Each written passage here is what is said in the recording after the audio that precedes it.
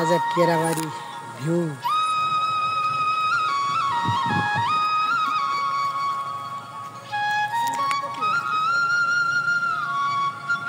काने पोखरी बेलबारी विराट चोक सलकपुर गोठगाउँ गच्छ्या इटरी र धरान पर देखिएको कुन कोशी कोशी पर बादलको फेदमा देखेको सेतो धर्का कोशी भनेपछि त स्वर्गको एउटा रमणीय ठाउँ भन्दा पनि सुहाउने खालको ठाउँ देखियो। यो प्रकृतिमा यो हाइटमा स्वर्गको एउटा सुन्दर ठाउँ हो। यो सुन्दर नमुना भन्न पनि नमुना मिल्ने ठाउँ हो। हामी केराबारीको भ्यू पोइन्टमा छौँ। आउनुहोस् दर्शकहरू, तपाईँहरू पनि यो ठाउँबाट प्रकृतिको रसस्वादन गर्न आउनुहोस्। तपाईँले यतिको भ्यू मोरङको कुनै पनि ठाउँबाट देख्नुहुने छैन। ठ्याक्कै बादलको तलपट्टि रहेको यो बस्ती हेर्नलाई अति नै उत्तम र यो भ्यूबाट निहाल्ने धेरै कुराहरू छन्। यो क्यामेराले समेट्न त सकिएको छैन, तर आउँदा दिनहरूमा एसटिपी खबर मार्फत तपाईँहरूलाई यो जानकारी। एग्रो खदम खोला एग्रो टुरिज्म फार्म हाउस जुन तपाईँ देख्न सक्नुहुन्छ, यसरी प्रकृतिको छटाभित्रै रहेको छ र जसमा एउटा तपाईँले देख्न सक्नुहुन्छ प्रकृति यस्तो सुन्दरता छ जुन सुन्दरतालाई तपाईँले हेरिरहँदा तपाईँका आँखाहरू पनि मन्त्रमुग्ध हुन्छन् र अझ तपाईँलाई मनैदेखि यो प्रकृति छटालाई हेरेर तपाईँको मन कहिल्यै पनि हेरिरहँ जस्तो लाग्ने छ र कहिल्यै पुरा हुने छैन। र यसरी यस्तो प्रकृति जुन बादलहरूमाथि दौडिरहेको छ, त्यसको ठिक तलपट्टि हेर्न सक्नुहुन्छ हरिया रुखहरू जुन पहाडी थाप्लोमा रहेका छन् र त्यसैको तलपट्टि एउटा समथल भिरालो जमिनमा यो एग्रो फार्म हाउस खोलिएको छ र जुन फार्म हाउसले तपाईँलाई यो स्थानलाई अति नै रमणीय पार्ने कोसिस गरिएको छ। र यसरी यो फार्म हाउसको गेटैमा फुलका टोपीका बोटहरू पनि लगाइएको छ भने त्यस्तै अब म फार्म हाउस सञ्चालन गर्नुहुने 2077 सालदेखि केराबारी गाविस वार्ड नम्बर 10 आँपटार अन्तर्गतको खदम हिल एग्रो टुरिज्म फार्म हाउसका सञ्चालक केराबारी वार्ड नम्बर 8 बस्ने भूपू राष्ट्रिय सेवक कर्मचारी श्री शान्तिराम दाहालज्यूले सञ्चालन गर्दै आउनुभएको छ र उहाँसँग केही कुरा गर्नेछु र यस फार्म हाउसको बारेमा तपाईँलाई धेरै कुराहरू जानकारी हुनेछ र भोलिका दिनमा तपाईँले पनि आफ्नो कुनै फार्म हाउस गरेर कृषिमा निर्भर रहेर र समुदायलाई, देश र राष्ट्र र समाजलाई तपाईँले केही दिन सक्नुहुनेछ भन्ने कुराको जानकारी गराउँदै अब म जाँदैछु उहाँको फार्म हाउसमा भित्र गएर उहाँले लगाउनु भएका विभिन्न बिरुवाहरूको बारेमा पनि म जानकारी गराउँछु र अब प्रतीक्षा गर्नु। नमस्कार दर्शक श्रोताहरू, तपाईँहरू माझमा फेरि म आइपुगेको छु। भनिन्छ नि चराहरूको चिर आवाजसँगै हरियाली फाँटहरू जीवनका थकाइहरू मेट्न आउँ है सबैजना केराबारीको खदम हिल एग्रो फार्म हाउसमा।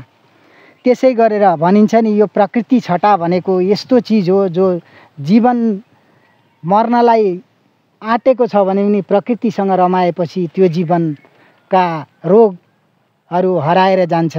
त्यसै गरी मेरो सामुन्नेमा हुनुहुन्छ यस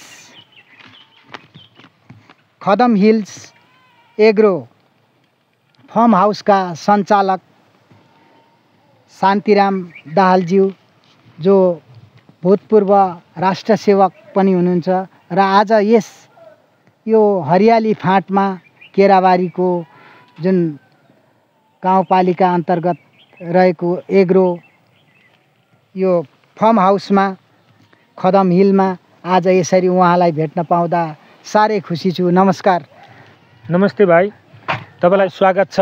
हजुर, धन्यवाद। केराबारीमा मैले सञ्चालन गरेको खदम हिल एग्रो टुरिज्म फार्म हाउसमा हजुर तपाईँलाई भेट्न पाउँदा हामी 2031 सालदेखि 45 सालसम्म झापा गौरादको जामबाडीमा सँगै बसेको खेलेको गर्ने मिसिन चाहिँ महँगो पर्ने भएकोले अहिले म्यानुअल रूपमा आफ्नै हातले यसलाई भुटेर कालो बनाउनुपर्छ र त्यसपछि एउटा कुनै काठको टुक्रामाथि राखेर अथवा ढुङ्गामाथि राखेर अर्को मार्तल या काठले अथवा ढुङ्गाले हिर्काएर फुटाएर चाहिँ यो काजु खानुपर्छ। ए भनेपछि यो पौष्टिक फल अन्तर्गत काजु पर्यो। अब तपाईँले यसको पनि उत्पादन यहाँ गर्नुभएछ, धेरै राम्रो कुरा। र अर्को नयाँ खालको जात के भन्नुभएको छ? यो चाहिँ यो निम पत्ता हो। हजुर, यो निम पत्ताको फलबाट आजभोलि निम तेल उत्पादन हुन थालिसकेको छ। हजुर, निम पत्ता यो निम चाहिँ फलेको रहेछ। यो निम पत्ता फलिरहेको छ। हजुर, र यसलाई कलेक्सन गरेर यो अहिले यसको दाना पनि 50 रुपियाँ केजी बिक्न थालेको छ। र यसको तेल बनाउने निकट भविष्यमा सुन्दर हरैचामा चाहिँ यसको तेल बनाउने फ्याक्ट्री हाम्रो साथीभाइहरूले निर्माण गर्दै हुनुहुन्छ। यो निम पत्ताको तेल पनि निक्लिन थालिसक्यो। यसको तेल पनि निक्लिन्छ। हजुर, अब त्यसपछि यो मसला जातको यो तेजपात भन्ने बिरुवा हो। तेजपात हो। यस्ता मसलाजन्य बिरुवाहरू मैले तेजपात, दालचिनी, सुकमेल, ल्वाङ लगायतका बोट बिरुवाहरू रोपेको छु यो मेरो फार्म हाउसभित्र। ए भनेपछि तपाईँले यी जुन मसला जातका पनि बिरुवाहरू रोप्नु भएको छ? रोपेको छु। यो फार्म हाउसमा विभिन्न प्रजाति, यो वातावरण र यो यहाँको हावापानीमा के बिरुवाहरू हुन सक्छन्, के बिरुवाले राम्रो फल दिन सक्छ, सबैलाई जानकारी होस् भन्ने ढङ्गले मसला जाति भयो। त्यहाँ पछाडि तपाईँको यो चाहिँ हाम्रो पहाडतिर अत्याधिक रूपमा चुवा हुन्थ्यो, अचेल यो लोप हुन थालेको छ। यो पौराणिक चिजहरूलाई प्रवर्धन गरौँ भन्ने हिसाबले मैले यो चुवाको बिरुवा लगाएको छु। यो चुवा भनेको फुल जात हो। यो फुल जात अन्तर्गत पर्यो। यो सुपारी त हामी सबैले चिने जानेकै हो। यो सुपारी अब फल्ने क्रममा छ। मैले रोपेको 4-5 वर्ष भयो। अब अर्को वर्षदेखि यो फल्न थाल्छ। ए अब त्यस पछाडि तपाईँको यो के काब्रो हो? यो काब्रो हो। हामी चाहिँ यसलाई घाँसको रूपमा पनि प्रयोग गर्छौँ। र यो काब्रोको जुन यो भाग छ यो चाहिँ हामी सब्जीको रूपमा अचारको रूपमा खान्छौँ। ए काब्रोको तपाईँको अचारको रूपमा खाने चिज यो एउटा औषधीय गुणले भरिपूर्ण हुन्छ। उहिले हाम्रा बाबुबाजेहरू, हजुरबा हजुरआमाहरू चाहिँ पहाडतिर अत्याधिक मात्रामा यसको सब्जी र अचार खानुहुन्थ्यो। त्यसलाई टिपेर देखाइदिनु न कस्तो खालको हुँदो रहेछ त्यो? यो चाहिँ यस्तो हुन्छ। अचेल लोप हुन थालिसकेको छ। हजुर, हामी धेरै यो पछिल्लो पुस्ता हाम्रा छोरीहरूले यो चिज चिन्दैनन्। त्यसैले यी सबैले एउटै कम्पाउन्डभित्र यहाँ मेरो फर्ममा भ्रमण गर्न आउने हर कोहीले एउटै कम्पाउन्डभित्र 101 प्रजातिका बोट बिरुवा देखाउने लक्ष्य अथवा उद्देश्यका साथ मैले चाहिँ यो फर्म सञ्चालन गरेको छु। र मैले यो फर्म सञ्चालन गरेपछि यहाँको जैविक विविधता र यहाँका विभिन्न जातका फलफुलहरूको कुरा चाहिँ लोकल यहाँका अभिभावकहरूले, यहाँका विद्यार्थी भाइ बहिनीहरूले, तलबाट आउने चाहिँ आन्तरिक पर्यटकहरूले पनि देख्न पाउनुहोस्, उहाँहरूले बुझ्न पाउनुहोस् भन्ने उद्देश्य हो मेरो। भनेपछि तपाईँको अब हामीहरूले हेऱ्यौँ यो चाहिँ काब्रो चाहिँ कुन जातमा पर्यो? यो चाहिँ यो घाँस जात हो। हुन चाहिँ यो हामी बाख्रा वस्तुहरूलाई घाँसको रूपमा प्रयोग गर्छौँ। हजुर, यो दालचिनी नै भइहाल्यो। यो तेजपात हो। विभिन्न जातका हुन्छन् यिनीहरू, त्यो मध्ये एक जात हो। मैले यहाँ 4-5 जातका तेजपातका बिरुवाहरू लगाएको छु। हजुर, ए भनेपछि अब हाम्रो चाहिँ यो चाहिँ तपाईँले मकै पनि लाउनु भएको छ?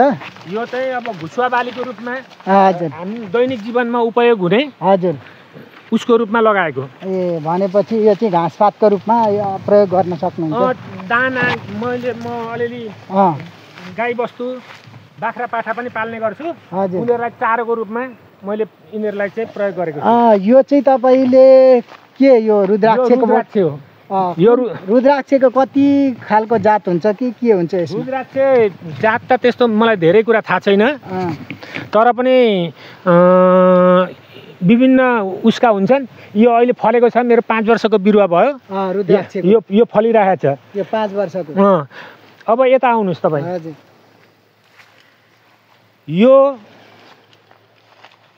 यो चाहिँ एभोकाडो हो। एभोकाडो, यो एभोकाडो हो। यो 4 वर्षको बिरुवा हो। मैले 4-5 किसिमका एभोकाडोका प्रजातिहरू लगाएको छु। अस्ति फुलेको थियो, तर यिनीहरू चाहिँ अहिले दाना अडिएन। अर्को वर्षदेखि यसले फल दिन्छ। एभोकाडोका बिरुवा। यो मेकाडोनियन नट भन्ने अहिले भर्खर मात्रै नेपालमा चाहिँ भित्रिएको फल हो। यो मेकाडोनियन नट भन्छ। यो चाहिँ हाम्रो शरीरको लागि स्वास्थ्यवर्धक र पौष्टिकताले भरिपूर्ण बिरुवा हो। यो चाहिँ त्यस पछाडि तपाईँको साह्रै प्रकृति छटामै रहेछ। यतापट्टि पानीको एकदम सुविधा भएको ठाउँ रहेछ। यो चाहिँ हेर्नुहोस्, यो नास्पति, हामी पहाडे नास्पति भन्छौँ। हाम्रो पहाडतिर हुन्छ। यो अत्याधिक रूपमा चाहिँ हामीले चाहिँ एउटा फ्रुट्सको रूपमा, लोकल फ्रुट्सको रूपमा यसलाई प्रयोग गर्छौँ। नास्पाती, यो नास्पति हो। हजुर, नास्पाती भनेपछि अब त्यस पछाडि यो अर्को एभोकाडो भित्रकै अर्को प्रजातिको बिरुवा हो। हजुर, यो फल्ने बेला भएको छैन। यो अर्को वर्षदेखि फल्छ। त्यस पछाडि धेरै बिरुवाहरू रहेछन् तपाईँको। यिनीहरूले फल दिन थालिसकेपछि फल्दैछन्, अब क्रमशः फुल्दैछन्। यो घाँस जातको बिरुवा हो। हजुर, यो किम्बु जातको बिरुवा हो। यसलाई किम्बु भन्छ। यो कपुर सोजात। यसको छेउमा बस्यो भने यसको मगमग बास्ना आउँछ, हाम्रो स्वास्थ्यको लागि राम्रो गर्छ। यो सानो बिरुवा, यो बाँसमा बाँधेको छु। यो रक्तचन्दन हो। यो रक्तचन्दन यता देखाउनुहोस्। यो रक्तचन्दन हो। रक्तचन्दन यो मैले रोपेको 3 वर्ष भयो। हजुर, अब यहाँको वातावरणले हो कि के हो, यो त्यति मजाले फस्टाइरहेको छैन। रक्तचन्दन भनेको अब यता देखाउनु। यो मेरो कटे, यो चाहिँ टनेल। यहाँभित्र म सब्जी खेती गर्छु। अहिले भर्खर यहाँबाट चाहिँ सब्जी सकिएर अब नयाँ सब्जी लगाउने उसमा छु। त्यस पछाडि तपाईँको कुरिलो बारी। यहाँ कुरिलो छ। यी अकबरे खोर्सानी त्यति राम्रो त फस्टाउन सकेको छैन, मौसमको कारणले पनि हो। अलिकति चाहिँ मौसम राम्रो पनि भएन। अस्ति पानी खासै परेन र पनि 10-15 बोट मैले यो चाहिँ अकबरे खोर्सानी रोपेको छु। यो कुरिलोहरू रोपेको छु। कुरिलो जातको कुरिलो यो चाहिँ के भन्छ, यो एक खालको जडीबुटी नै हो। विभिन्न रोगहरूमा राम्रो उपचार हुन्छ। अब यता चाहिँ मैले अब यहाँभित्र चाहिँ तपाईँको बोडी, फर्सी, काँक्रा, लौकाहरूको खेती गरेको छु। यो भित्रमा भनेपछि तपाईँको नास्पाती जात पनि धेरै रोप्नु भएको छ। अनि यिनीहरूको सिँचाइको लागि के व्यवस्था गर्नुभएको छ? आउनु, म तपाईँलाई सबै कुरा देखाउँदै गर्छु। यो दालचिनीको बिरुवा हो। दालचिनी हामी मसलाको रूपमा प्रयोग गर्छौँ यसलाई। हजुर, यो दालचिनीको बिरुवा हो। दालचिनीको कति प्रजाति हुन्छ? त्यो धेरै प्रजातिहरूको बारेमा त जानकारी छैन, तर मैले रोपेको छु। यो चाहिँ काभ्रेतिर अत्याधिक ठुलो यसको बजार भएको र यसको धेरै कुराहरू चाहिँ सञ्चार माध्यमहरूमा आउँछन्।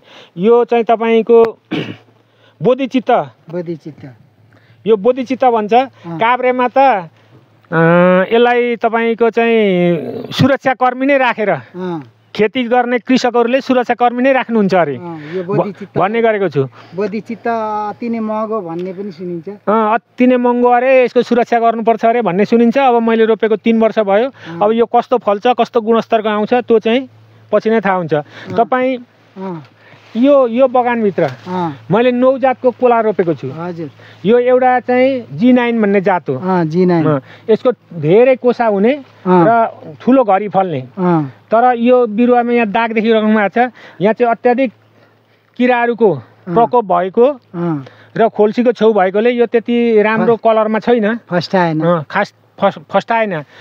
केराहरूमा चाहिँ हाम्रो परम्परागत रूपमा औषधिको रूपमा प्रयोग गरिने यो अठ्या भन्ने केरा हो।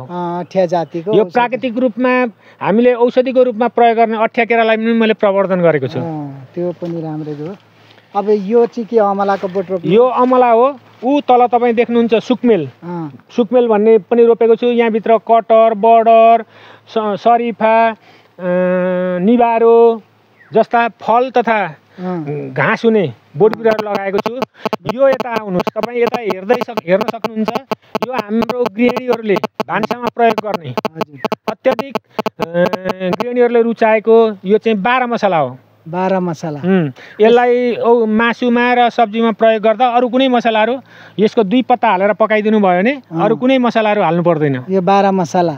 12 मसला। यसको चाहिँ पत्तै प्रयोग गर्ने? यसको पत्तै प्रयोग गरिने हो। मसलाको रूपमा पत्तालाई प्रयोग गरिन्छ। त्यसलाई मसलाको रूपमा पत्ता नै प्रयोग गर्ने। अब यता आउनुहोस्। अब विभिन्न जातिहरू पुर्याउने अथवा विभिन्न जातिको चाहिँ खेती गर्ने सिलसिलामा मैले यहाँ चाहिँ अम्बक रोपेको छु। यहाँ यो अम्बक 5 वर्षको भयो, 3 वर्षदेखि फलिरहेछ। एउटा चाहिँ वातावरणलाई चुनौती र प्रकृतिसँग पनि चुनौती। यो चाहिँ तपाईँको ऐँसेलु भन्छन्, नेपालमा ऐँसेलु भन्छन्, हाम्रो पहाडतिर अत्याधिक मात्रामा ऐँसेलु हुन्छ। अब यो चाहिँ तराईतिर यो भित्री मधेसमा ऐँसेलु फल्छ कि फल्दैन भनेर मैले परीक्षणको रूपमा यो बिरुवा लगाएको छु। तर यो बोट त राम्रै छ, फल्न थालेको छ कि छैन? होइन, अब यसको अर्को वर्षदेखि फल्ने टाइम हुन्छ। भनेपछि फल्न थालेको छैन? फल्न थालेको छैन। अब यहाँभित्र चाहिँ मैले अरू बिरुवाहरू पनि लगाएको छु। जस्तो यहाँ यो हेर्नुहोस्, यो चाहिँ सिडलेस कागती हो। यो कागतीको भित्र दाना हुने इस्कुस भन्ने हाम्रो सब्जीको रूपमा प्रयोग गर्छौँ। यो बिरुवा चाहिँ हेर्नु, यो दारिम हो। यो 2-3 किसिमको दारिमको बिरुवा लगाएको छु मैले। यो कुन दारिम अन्तर्गत पर्छ? होइन, यो चाहिँ अब अलिक सानो फल्ने लोकल जातको, अलिक हाइब्रिड जातको भन्ने यो चाहिँ लोकल जातको बिरुवा हो। लोकल दारिममा पर्छ। दारिम अनार गरेको यो चाहिँ तपाईँको सिडलेस लिची हो। यो भर्खर मैले 3 महिनादेखि अलिक देखाउनु, 3 महिनादेखि चाहिँ 3 महिना अगाडि मैले बिरुवा ल्याएर रोपेको। यो तपाईँको के सानो बिरुवा देखियो तर राम्रो फस्टाएको छ? कुन बिरुवा होला यो चाहिँ तपाईँको यसलाई सफेटा भन्छन्, नेपालीमा चिकु फल भन्दो रहेछन्, हिन्दीमा। यो चाहिँ अहिले रोपेको 4 महिना भयो, अहिले पनि यसको दानाहरू लाग्न थालेको छ। अब यो कस्तो हुन्छ हेर्दै जानुपर्छ। केरा जातमा यो एउटा चाहिँ रातो केरा हेर्नु, यहाँ तपाईँ देख्न सक्नुहुन्छ। डाँठ पनि रातै, यसको पछि फल पनि रातो र यसको फलको बाहिरको बोक्रा पनि रातो हुन्छ। भनेपछि यो रातो केराको बोट भयो। रातो केरा। अनि त्यसपछि तपाईँको यो सुन्तला। यो सुन्तला पनि हुँदो रहेछ यहाँ। अब हेरौँ, अब कति फल्छ के फल्छ थाहा छैन। मैले कलमीको बिरुवा ठुलै भएको कलमीको बिरुवा लिएर आएको। फल्नु नफल्नु प्रकृतिको कुरा, बिरुवाको कुरा हो। तर म चाहिँ एउटा बोट त अहिलेको हिसाबमा राम्रै देखिएको छ। राम्रै छ। म चाहिँ यो परीक्षण गर्नको लागि यो बिरुवा लगाएको। के भन्छ यसलाई? यसलाई पिँडालु भन्छ, हामी सब्जीको रूपमा प्रयोग गर्छौँ। यो चाहिँ घन्सी भन्छ, घैँचा। बाख्रालाई घाँसको मात्र होइन, यसको चाहिँ प्रकृतिसँग ठुलो छ। यसको जरामा ब्याक्टेरिया हुन्छ, जुन ब्याक्टेरियाको कारणले जमिन मलिलो हुने, उत्पादन बढाउने हुन्छ। यो चाँडै मकिन्छ यसको डाँठहरू। र यो चाहिँ बाक्लो रूपमा छरिदिने र यसलाई सानो 1-2 फिटको भएपछि तपाईँले चट्ट काटेर त्यसलाई जमिन जोतिदिनु भयो भने त्यहाँ युरिया लगायतका मल हाल्नु जरुरी छैन, त्यसरी फल हुन्छ। अब यता केको लागि तपाईले बनाउनु भएको रहेछ? अब यो चाहिँ तपाईँको यहाँ यति धेरै बोट बिरुवा भएको, मेरो 8 कट्ठा जमिनमा यति धेरै बोट बिरुवा भएको, यिनीहरूलाई सिँचाइ गर्नुपर्ने भएकोले मैले यो पोखरी बनाएको। यो पोखरी चाहिँ तपाईँले त्यसको लागि तयार गर्नु? यहाँ चाहिँ 1 लाख लिटर पानी जान्छ र मैले यो पानी चाहिँ मिटरवाला धाराबाट ल्याएर डाइरेक्ट यहाँ सधैँ खसाउँछु। मलाई आवश्यकता परेको बेला म बिरुवाको फेदमा लगाएर सिँचाइ गर्छु। तपाईँ देख्न सक्नुहुन्छ, यता आउनुहोस्। अत्याधिक रूपमा फल लागेको र फलले थाम्न नसकेर, फललाई चाहिँ उसको काण्डले थाम्न नसकेर अस्ति भर्खरै आएको हावाहुरीले यिनीहरूको हाँगाहरू भाँचिदिएको छ। भनेपछि फल त यो राम्रै फलेको रहेछ। अत्याधिक राम्रो फलेको छ, अत्याधिक धेरै फल्यो होइन। यसो संरक्षण गर्न सकिएन, देख्न सक्नुहुन्छ हाँगा आफै भाँचिरहेको छ। हो रहेछ। अब यो चाहिँ तपाईँको यो हाम्रो परम्परागत रूपमा हाम्रा धामी झाँक्रीहरूले प्रयोग गर्ने यो भीमसेन पाती। ए भीमसेन पाती भन्ने यहाँ चाहिँ हाम्रो परम्परागत हामीले धार्मिक सांस्कृतिक पर्वहरूलाई चाहिने यसलाई भीमसेन पाती भन्छ। सिमाली, तितेपाती, भीमसेन पाती, भैरुङ पातीहरू जस्ता बिरुवाहरू पनि लगाएको छु मैले, जहाँ कि हाम्रो परम्परा हाम्रो घर चलन पारिवारिक चलन अनुसार बिरुवालाई के भन्छ? यो चाहिँ फुल, रातो फुल। रातो फुल, यो रातो फुल हो। यहाँ फुल जातका बिरुवाहरू 10-15 जातको लगाएको छु। जस्तै यो एउटा गेट फुल भन्छौँ हामी, लहरे गेट फुल। यो धुपी के धुपी? यो चाहिँ धुपी सल्ला जस्तै हजुर पहाडमा हुने एउटा एक खालको सल्ला हो यो। ए सल्ला, धुपी सल्ला। धुपी सल्ला। ए धुपी सल्लाको बोट यो पनि यहाँ राम्रो गरी हुँदो रहेछ। अब हेरौँ प्रकृतिले कति उ गर्छ, यसले कतिको मन पराउँछ। यो के एउटा यो पाती जातको हो? यो तितेपाती। यो चाहिँ अब हामीले औषधिको रूपमा प्रयोग गर्छौँ। हाम्रो परम्परा अनुसार धार्मिक सांस्कृतिक कार्यक्रमहरूमा पनि प्रयोग गर्छौँ। भनेपछि तपाईँको यो जुन एग्रो हाउस हो, फार्म हाउस, अति नै एउटा पहाडी छटामा पनि सबै जातका जुन फलफुल र मसलाजन्य बिरुवाहरू रोपेर यसरी दर्शकहरूलाई धेरै कुराको ज्ञान दिनुभएको छ। यहाँ हेर्नु अब लौका यिनीहरू यहाँ सब्जीको लागि यति मजाले उ गरेछ, तर यो चाहिँ त्यति बढी बिरुवा भनौँ दानाहरू अडिराखेको त छैन, तर पनि फलिरहेछ, राम्रै छ। यो चाहिँ के कदम जात भन्छ? कदम भन्ने कुरो अहिले बिर्सिसकेको थियो। यो धेरै मान्छेहरूले बुझ्नुहुन्न, जान्नुहुन्न। यो पहिलेदेखि हामी चाहिँ गाउँघरतिर बस्दा, पहाडतिर बस्दा यो कदम जात भन्थ्यौँ। यो चाहिँ दत्युनको रूपमा प्रयोग हुन्छ र यसको दानाभित्र चाहिँ दाना फल्छ। त्यो दानाभित्रको जो फल हुन्छ त्यो औषधिको रूपमा प्रयोग हुन्छ। धामी धन्वन्तरीहरू, वैद्यहरू, गुरुहरूले यसको प्रयोगको बारेमा जान्दछन्। नर्मल रूपमा भन्ने हो भने पाइरिया भएको अथवा दाँतबाट ब्लड आउने, जसको चाहिँ दाँतबाट रगत आउने समस्या छ, त्यस्ता मान्छेहरूले यसको मुन्टा, यसको डाँठ भाँचेर त्यहाँ चोप आउँछ, त्यो चोप सहित चाहिँ डाँठले दाँत माझ्यो भने डाँठ भाँच्दाखेरि चाहिँ चोप आउँछ। उहिले हामी चाहिँ सानोमा हुँदाखेरि यो डाँठ भाँचेर चाहिँ एउटा कागजमा त्यसको चोप निकालेर यसरी फुर्र उडाउने काममा प्रयोग गर्थ्यौँ। ए भनेपछि यो चाहिँ तेलजन्य पदार्थ तेलजन्य पदार्थ हुन्छ। यसको दानाको तेल पनि निकालेर प्रयोग हुन्छ। मैले चाहिँ यो प्रकृतिमा विविधता कायम गर्नको लागि एउटा दुईवटा जातको गरेर मैले 85 जातको बोडी बिरुवा लगाएको छु यहाँ।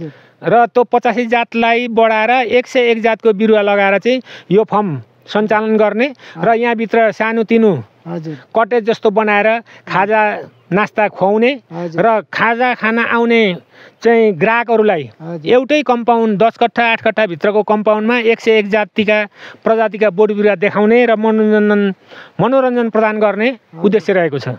ए भनेपछि यो प्रकृति छटामा बसेको यो फार्म हाउस, जुन एग्रो फार्म हाउस छ, जुन एउटा प्रकृति छटाले वरिपरि घेरिएको हरियाली फाँटमा रहेको यो एग्रो फार्म हाउस जुन कदम खोलाको किनारमा रहेको छ, यो तपाईँहरू पनि हेर्न आउनुहोस् र भोलिका दिनमा यहाँ आएर कृषि सम्बन्धी विभिन्न जानकारीहरू लिएर आफूले पनि यसरी कृषि फार्म हाउसहरू सञ्चालन गरेर आफू र आफ्नो समाज अनि देश र जुन राष्ट्रमा नचिनिने जुन अब चिनाउनको लागि विभिन्न प्रजातिका मसलाजन्य, त्यस्तै फलफुलजन्य र त्यस्तै फुलजन्य बिरुवाहरूको बारेमा उहाँले दिनुभएको ज्ञानलाई एउटा शिक्षाको रूपमा ग्रहण गर्नुहुनेछ दर्शकहरूले पनि भन्दै म आज अब उहाँबाट यत्रो ठुलो अपार ज्ञान पाएर प्रकृति छटाको जुन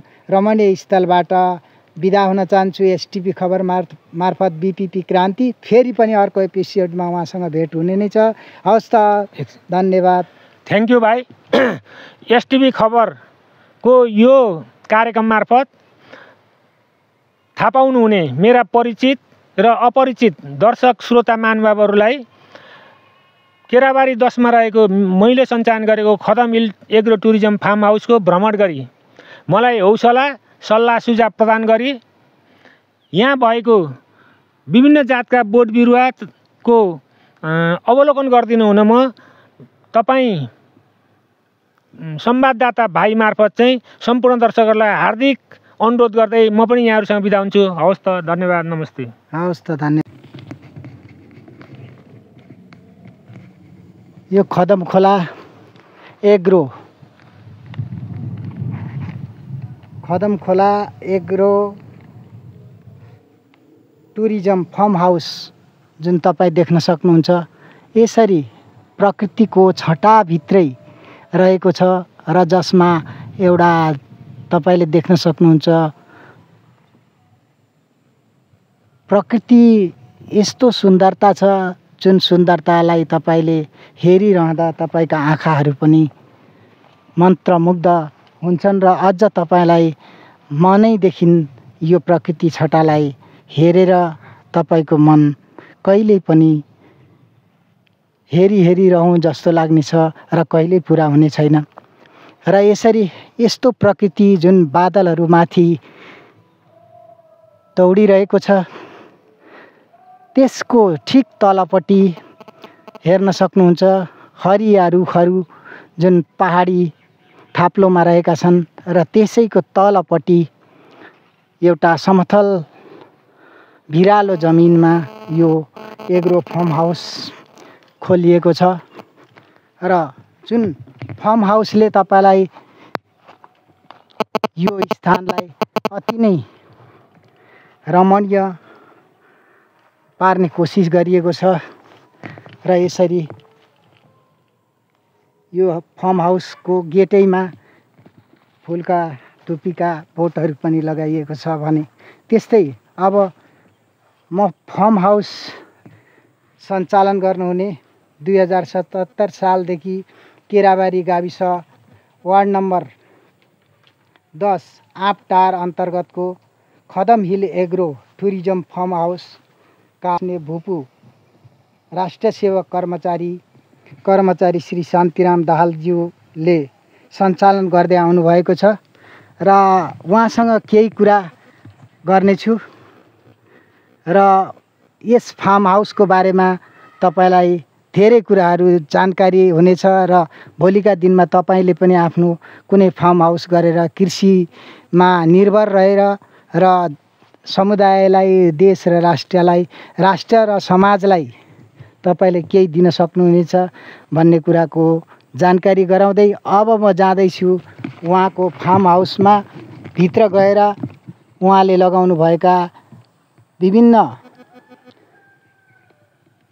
विभिन्न बिरुवाहरूको बारेमा पनि म जानकारी गराउँछु र अब प्रतीक्षा गर।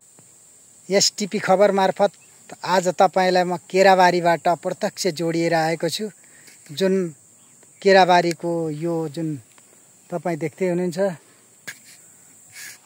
यो ठाउँ अति नै रमणीय ठाउँ छ र प्रकृति छटामा रमाएको ठाउँलाई तपाईँ देख्न पाउनुहुने श्रोताहरू पनि साह्रै भाग्यमानी हुनुहुन्छ। यसरी खदम खोलाको किनारबाट यो दृश्य देखाउन पाउँदा र म आज यस ठाउँमा आएर प्रकृतिसँग रमाउन पाउँदा साह्रै नै खुसी लागेको छ भन्दै आज तपाईँहरू मार्फत बिदा हुन चाहन्छु। एसटिपी खबर मार्फत। हवस् त, यस्तो प्रकृतिको रमाइलो छटामा बसेको यो एग्रो कृषि फार्म हाउस जो आफैमा रमणीय छ र तपाईँ आउँदा यसरी यो बाटोबाट आउन सक्नुहुन्छ। एग्रो कृषि फार्म। हवस् त, नमस्कार।